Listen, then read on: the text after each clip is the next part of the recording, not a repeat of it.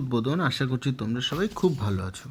আজকে আমি আলোচনা করব WBPSC district organiser of physical এডুকেশনের পেপারের ম্যাথের সলিউশন নিয়ে।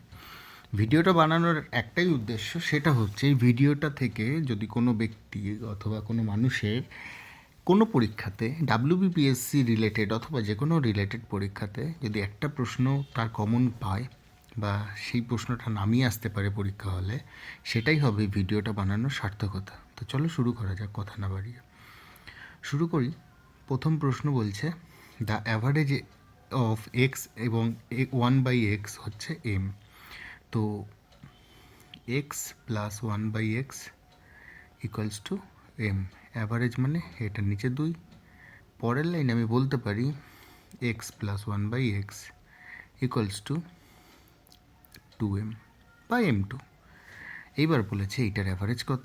তো এই লাইনটাই আমি এখানে নিয়ে আসবো, এক্স প্লাস 1/x তার whole square equals to 2m তার হোল স্কোয়ার।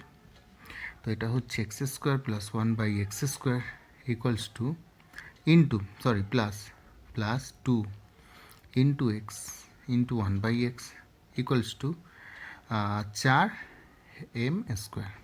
তো আমার বেরোলো x square plus 1/x square equals to, এই দুইটা ওদিকে নেবো আর এক্স তো কেটেই গেল, তাহলে 4m স্কোয়ার মাইনাস 2।